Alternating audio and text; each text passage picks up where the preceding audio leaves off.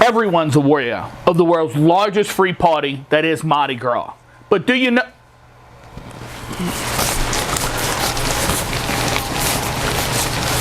Hey, what's up? Do you know the different ways to enjoy it?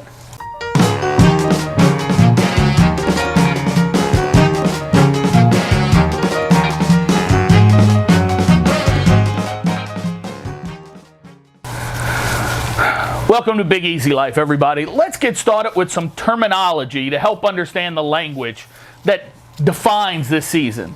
Little Easy and Melvin The ostrich taxi are here to help out. So first thing we want to talk about is the French Quarter. Now, all our definitions, we're not talking about the...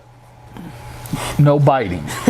No, I'm just petting him. We're not talking about the historical reasons for the name, more of what happens with the carnival season. So this is the area bordered by the river, rampart, esplanade, and canal. During Mardi Gras weekend and during parade times, this area is foot traffic only, no cars. Yep. Good luck getting around. That's true. Parade route. This is the course that the parade takes. This is important to know since some parades, even on the same day, can take different routes. There's one particular one that'll come just the opposite of all the other parades that ran that day. This can be based on parade float size, heights, as well as tradition. And how fast they want to go through it. True, how long they want their parade to take. I highly recommend that you either download a Mardi Gras app or have a copy of the official Mardi Gras guide, which I'll share a link with below. Or you could go to the parade's official website, since they usually have the parade route posted in advance. That is quite true. Next definition is sidewalk side and neutral ground side. Very important to know. Yes. You'll hear these terms when someone knows a person riding on a parade float. If you're not from the Big Easy, I first need to explain what a neutral ground is. That, for the rest of you, is the median of the road.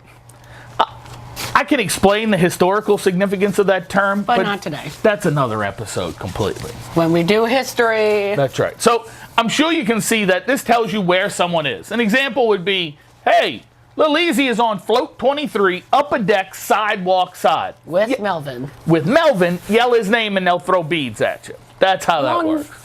Along with, and Melvin will throw you something else. Cups. Probably some. There's a lot of different things they can throw. Rolls of like toilet Zulu's, like Zulu's signature coconut. That's right. All right, downtown and uptown. Now, if you saw our episode on direction, you should know exactly completely explained what downtown and uptown. You should know exactly where this is going. Mardi Gras changes things completely. Yay! These terms mean something totally different during Mardi Gras. During parade, Lee Circle, which is intersected by Howard Avenue and St. Charles, is the dividing line between uptown, where most of the parades start, and downtown, closer to the French Quarter. This is important to know because downtown can refer to places like the Marigny, where no parades happen at all. Next up is a parade ladder. I haven't heard of that.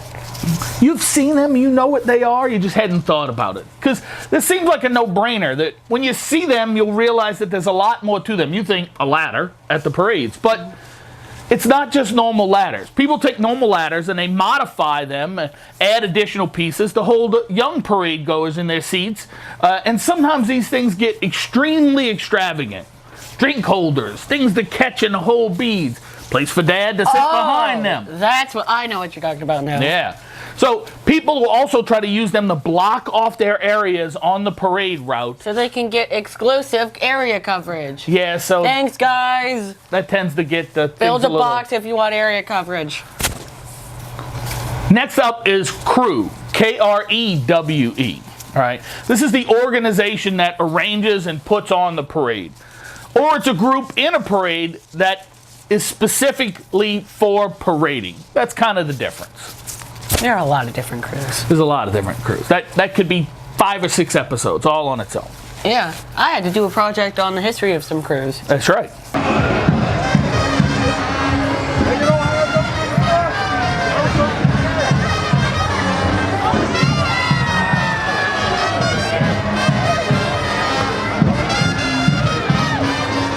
Let's talk about ways to enjoy Mardi Gras. Go to the parades.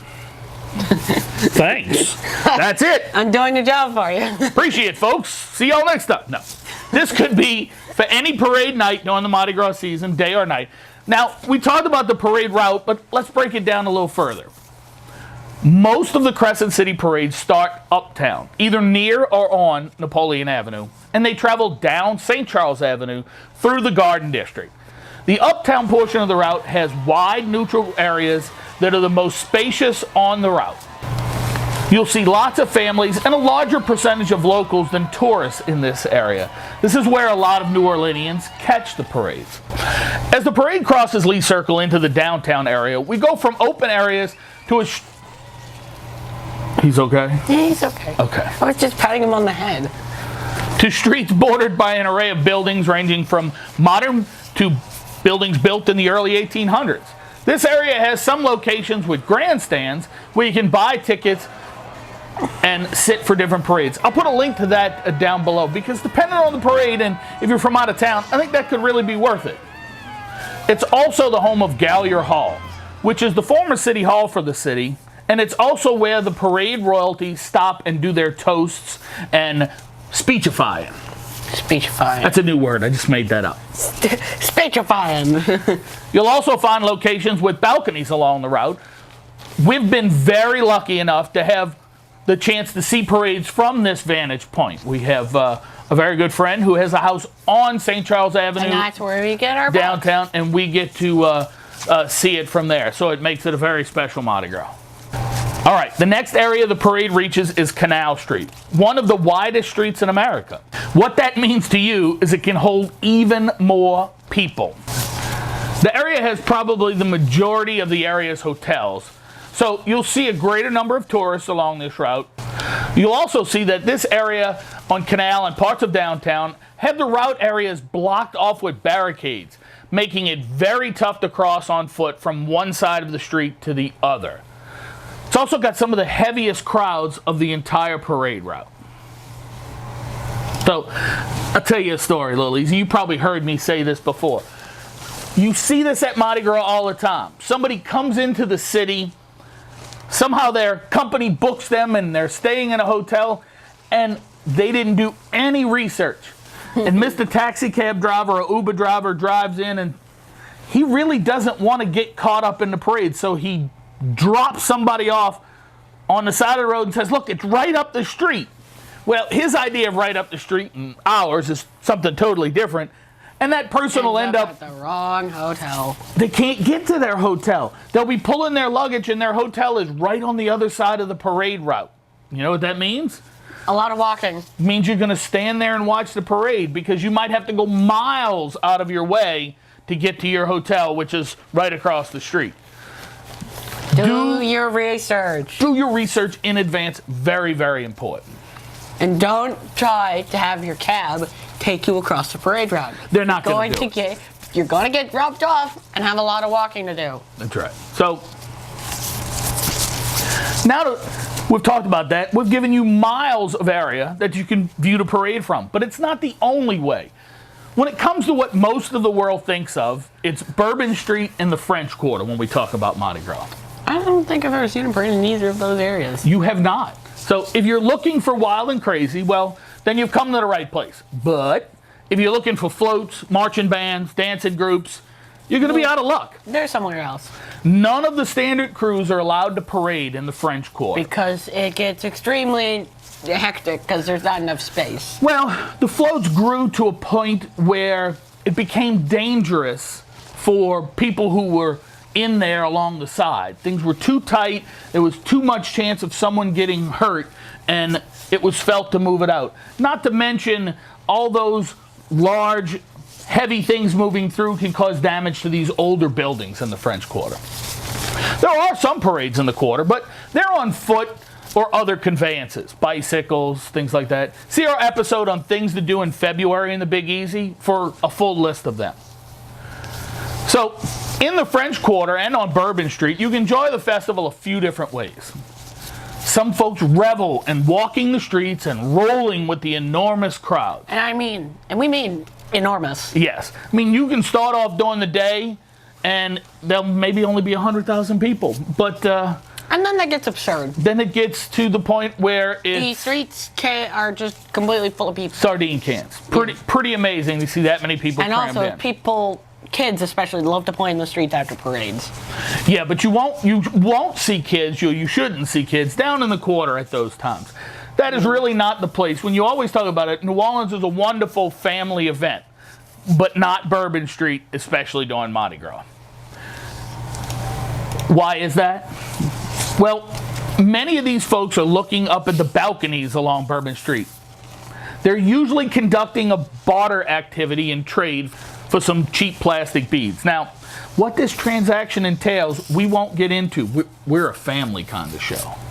But with that said, a lot of people want to know how they can get up on those great balconies.